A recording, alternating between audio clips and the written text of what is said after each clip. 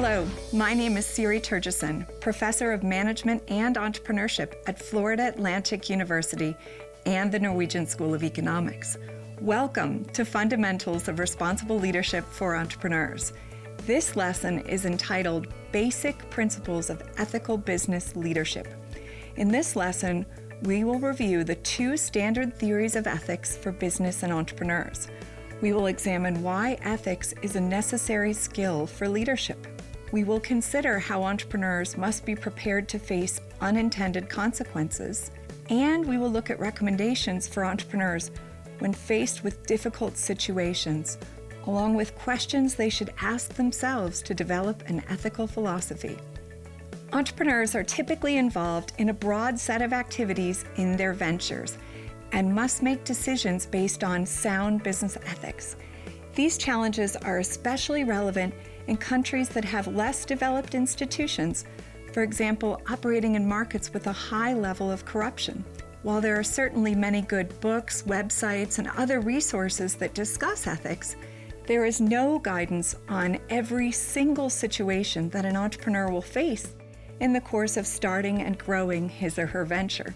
There are, however, some overall guidelines that entrepreneurs can follow to maintain transparency and good governance in their operations. There are two primary standard theories of ethics, shareholder theory and stakeholder theory. According to shareholder theory, a manager's primary duty is to maximize shareholder returns. As Nobel laureate economist Milton Friedman once wrote, "There is one and only one social responsibility of business, to use its resources and engage in activities designed to increase its profits, so long as it engages in open and free competition without deception or fraud." Stakeholder theory broadens the accountability to multiple constituents, such as employees, suppliers, customers, partners, and communities. According to this model, relevant stakeholders should be identified and then determine the conditions under which their stakes are most important. Certainly, entrepreneurs value their autonomy, but they realize that they require many stakeholders in order to be successful. Entrepreneurs will need to actively cultivate these relationships and build a culture of trust. Ed Freeman, editor of the Journal of Business Ethics, has argued that too many executives adopt the separation thesis in that business is separate from ethics, but in fact the two go hand in hand. Ethics is more than just good behavior. It's a necessary skill for leadership. Entrepreneurs need to be able to recognize potential dilemmas, consider the nature of their challenges, and move forward. Dealing successfully with ethical issues will also impact an entrepreneur's personal well-being because the decisions made in the workplace spill over into personal life too. One way to plan for and guard against ethical pitfalls is to develop a code of conduct. This code of conduct is your policy statement, which outlines the values and behavior that you expect from everyone you deal with: employees, suppliers, customers, partners, and communities. One example of an entrepreneurial firm's code of conduct begins by stating that everything we do in connection with our work will be and should be measured against the highest possible standards of ethical business conduct. This code of conduct also acknowledges that these ethical practices are critical for interacting with stakeholders. It continues, "Our commitment to the highest standards helps us hire great people, build great products, and attract loyal users. Respect for our users, for the opportunity, and for each other are foundational to our success and are something we need to support every day." In addition to core stakeholders on the supply and demand side of their businesses, other stakeholders include non-governmental organizations, industry, and labor associations. Entrepreneurs need to be able to communicate with these parties in repeated interactions. As Brad Agel and colleagues discuss in their book, The Business Ethics Field Guide, it's a basic moral principle to live up to one's promises. But there are two key truths. First, breaking some promises will be necessary in order to live a moral life. And second, people remember when and under what circumstances promises were fulfilled or broken. But if you have a history of ethical leadership based on your code of conduct, you will find that recovering from these truths can be less catastrophic for your business. Generally, entrepreneurship is extremely positive for society, leading to job creation, reduced unemployment levels, increased competition and productivity, decreased poverty, and often opening up new markets and generating foreign income. But certainly any business activity, including entrepreneurship, can potentially result in adverse impacts, some of which can be anticipated. As an example, in certain product and service industries, there may be a fairly static demand.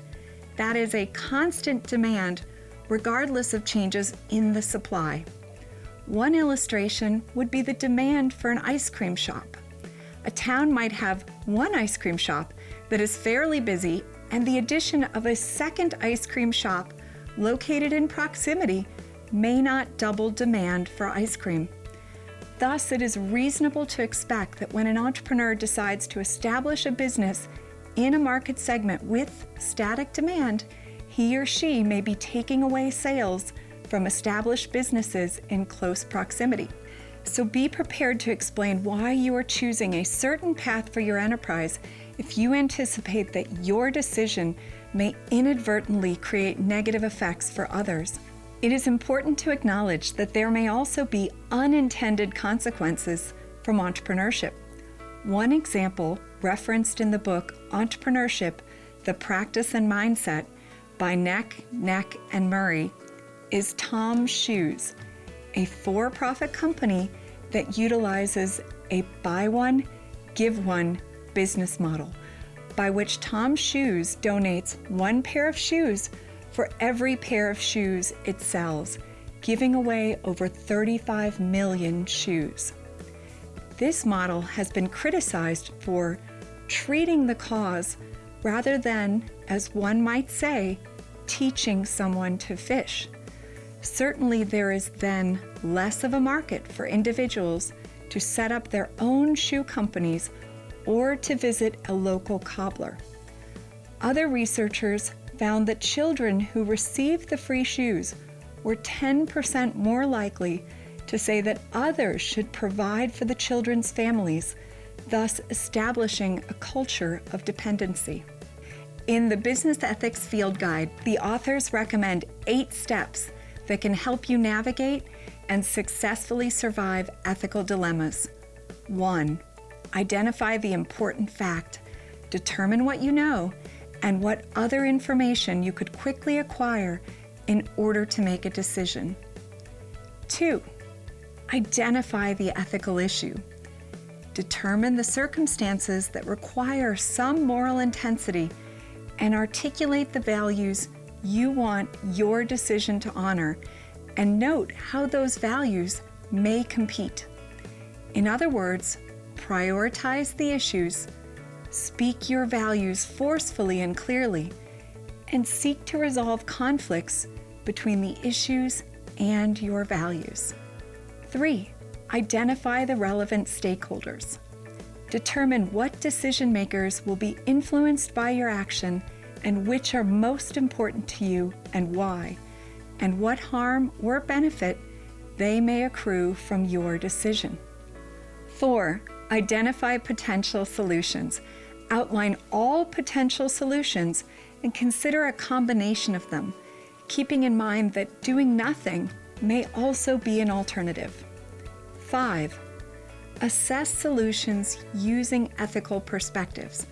There are certainly many different time-honored principles of ethics that you can use as rationales for your decisions.